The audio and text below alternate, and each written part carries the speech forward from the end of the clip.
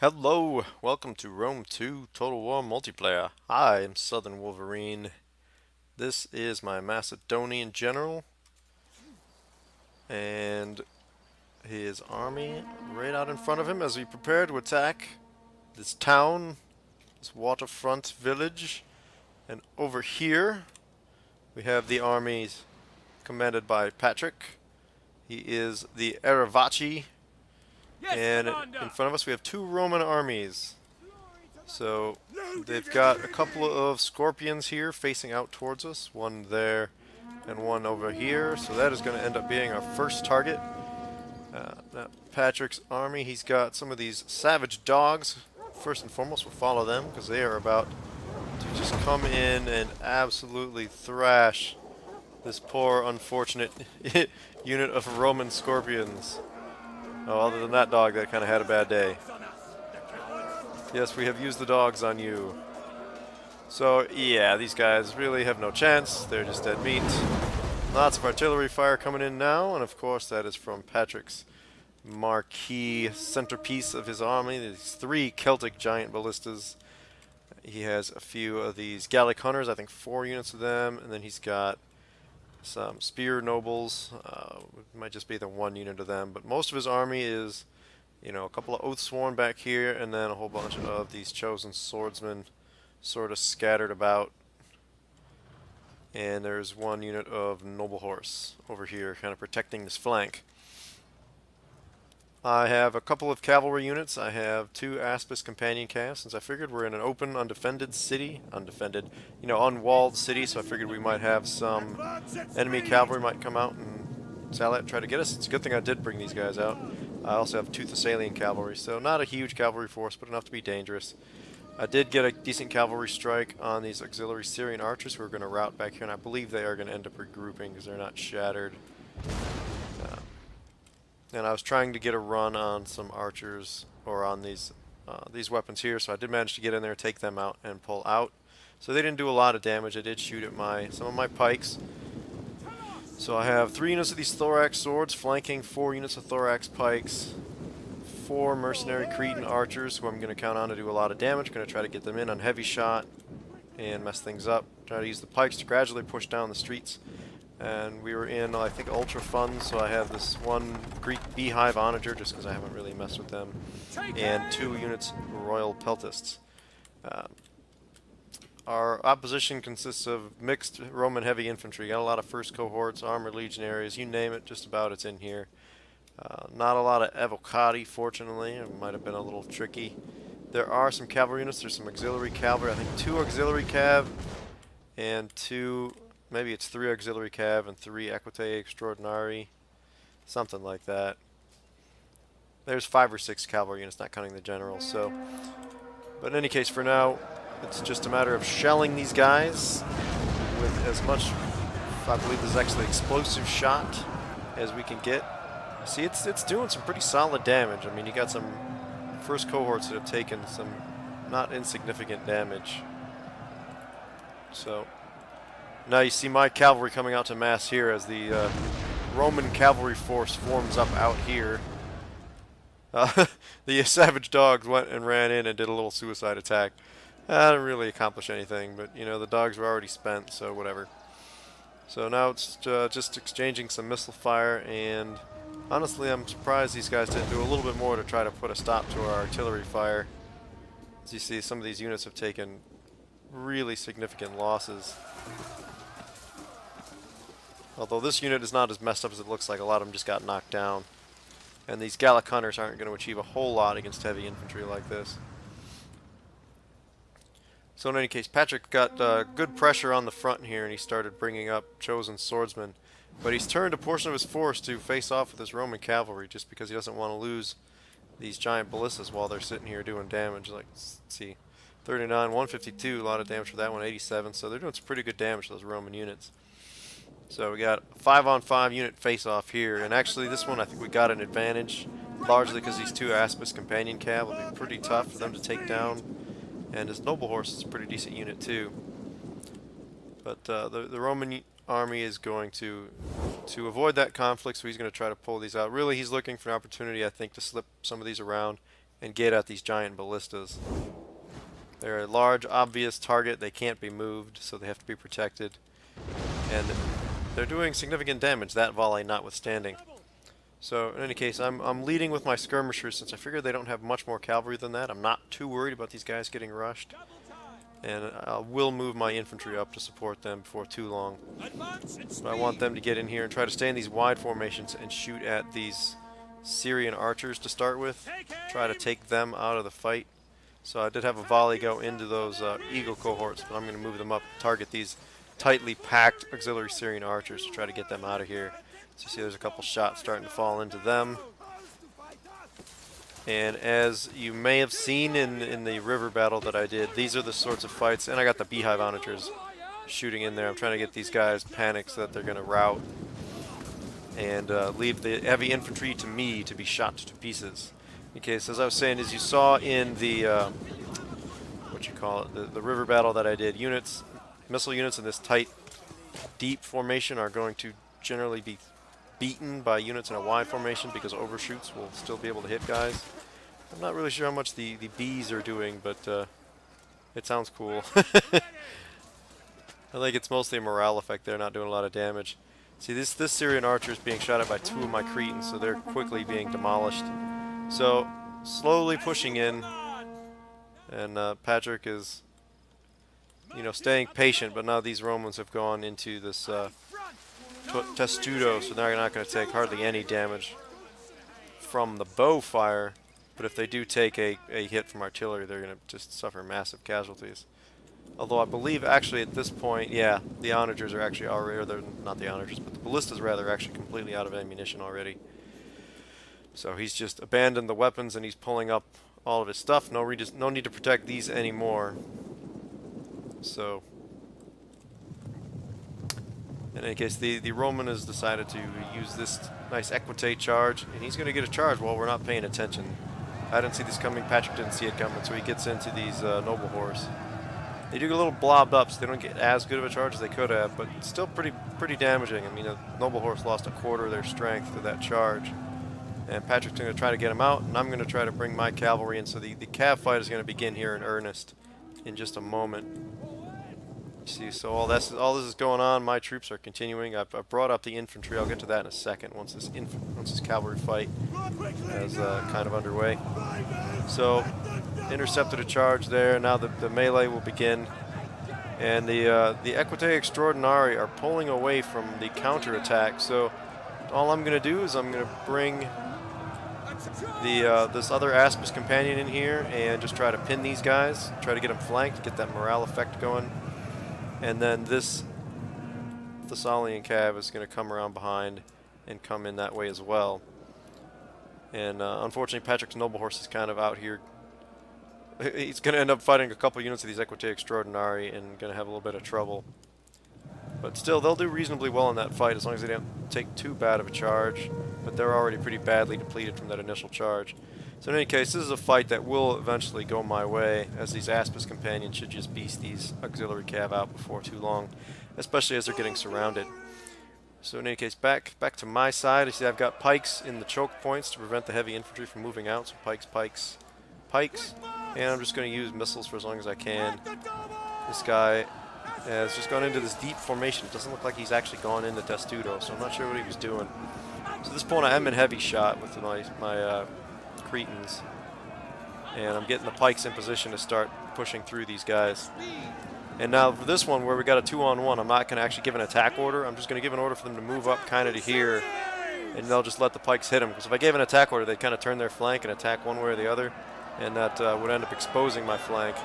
Here's this routing Syrian archer that's shattered, that ended up running into my pikes and getting thrashed for its trouble. So you see here I do have attack orders on, and it gets these units all bunched up, but still don't entirely have pikes figured out in this game. They're still a little bit hit or miss. But as soon as these formations do get squared up, you see that they'll get straight out here in a second, and they'll start pushing these eagle cohorts back slowly but surely. Just they have that weird moment where they go all crazy. Yeah, see now that they're kind of locked in, they're doing quite well. Only a handful of losses out of that unit, and they're beating up these eagle cohort pretty well. I'm going to do the same thing with my pikes. They're going to come in And over here, Patrick's got the full frontal assault on. These first wave of chosen swordsmen has already been repelled by these first cohorts. So that's a little bit of a problem, but he's just going to keep up the attack. As he's got multiple waves, and these units aren't shattered, and they have a lot of men left, so they'll still be able to come back and contribute to the fight once again.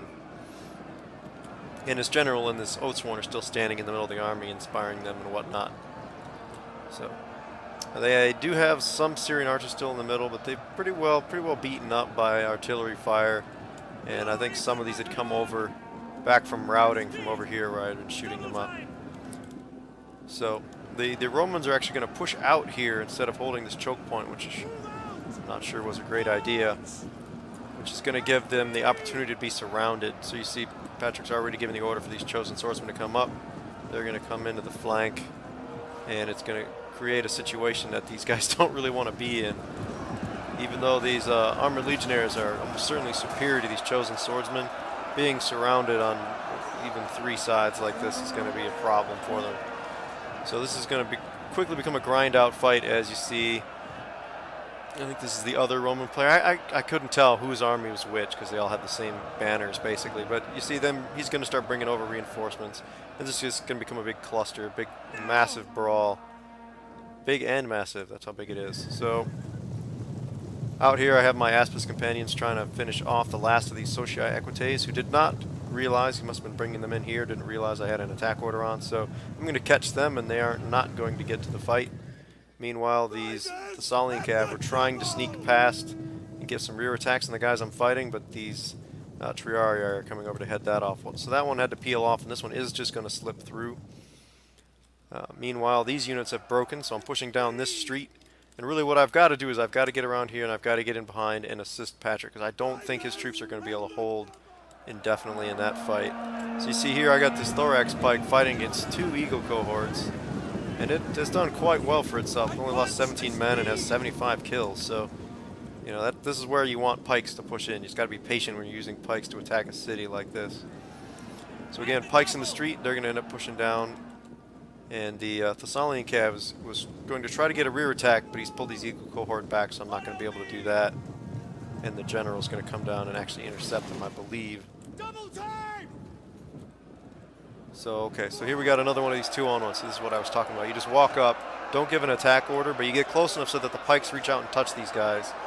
So even in this multiple situation, I'm effectively holding off 2 units with these guys. And now,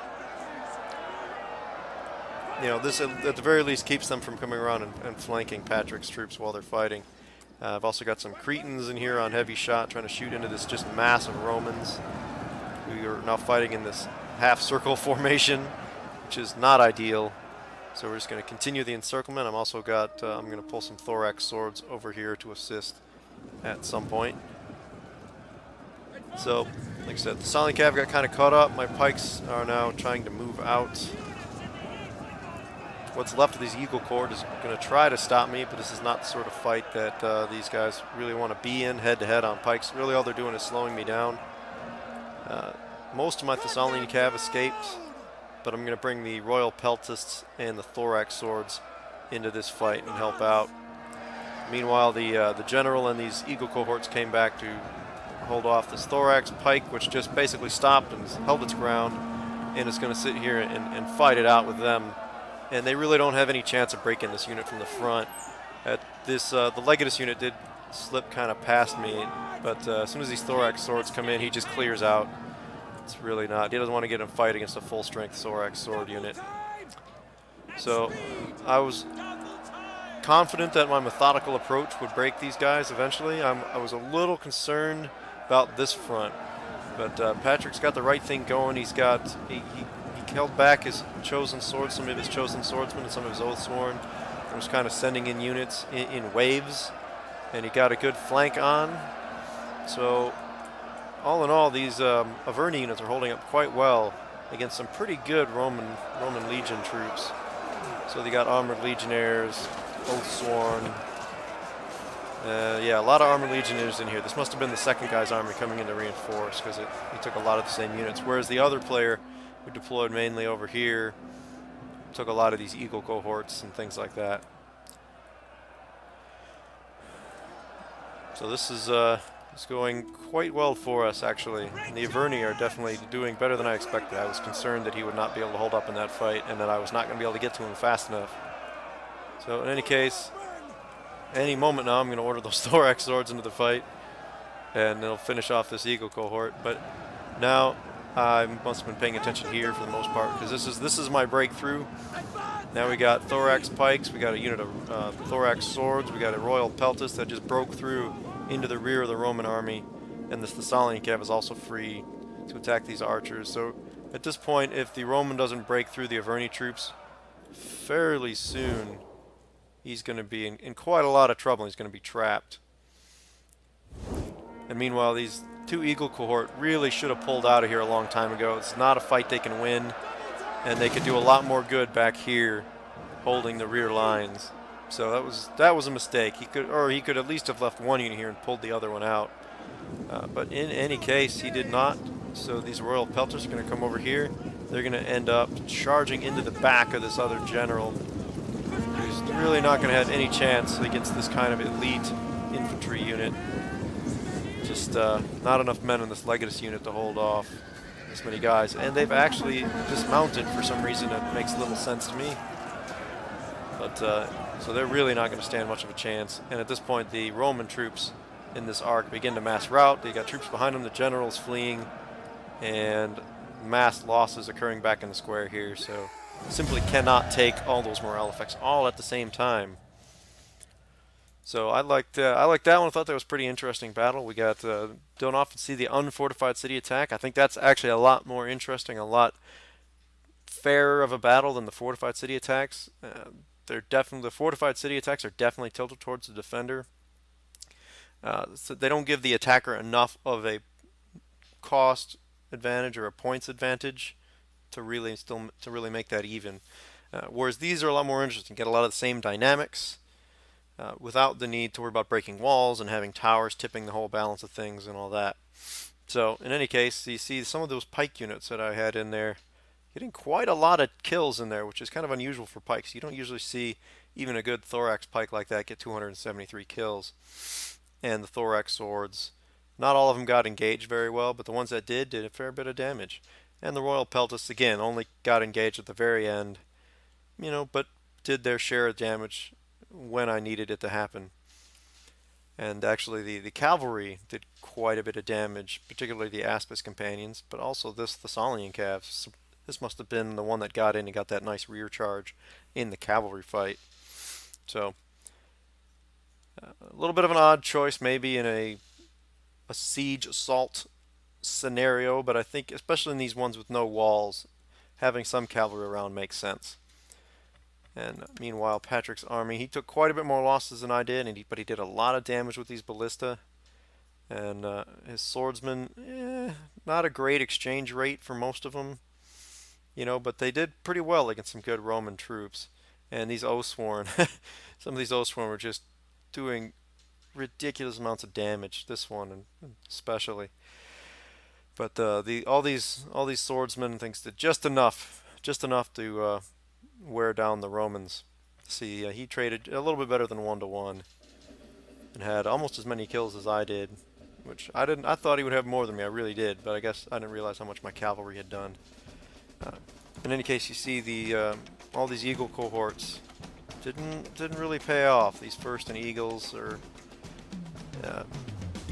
fighting against barbarian swords, got a little beat up. The ones that were fighting my pikes really didn't do much of anything. And all of his auxiliary cav out there was pretty well thrashed by my Aspis companions. This guy fared a little bit better. His armored legionnaires, some of them did a lot of damage. So you see, as soon as these guys came over from that kind of south end of the map, they were able to get in and do quite a bit of damage to these chosen swordsman units. The Triarii, actually, some of the Triarii did some decent damage too, but not enough. Stupid fly flying in my face. And of course the missile units and the scorpions really didn't manage to accomplish much at all. So in any case, thanks again to Sir Patrick O'Brien. You see, he's changed his name. He's now Sir Patrick O'Brien. Thanks to him for once again playing as my teammate. And a good game to our opponents. Mikavidi, and Eddard Stark. So if you like this video, please hit the like button just below and to the left of this video, comment, subscribe, and for now, just have a good day.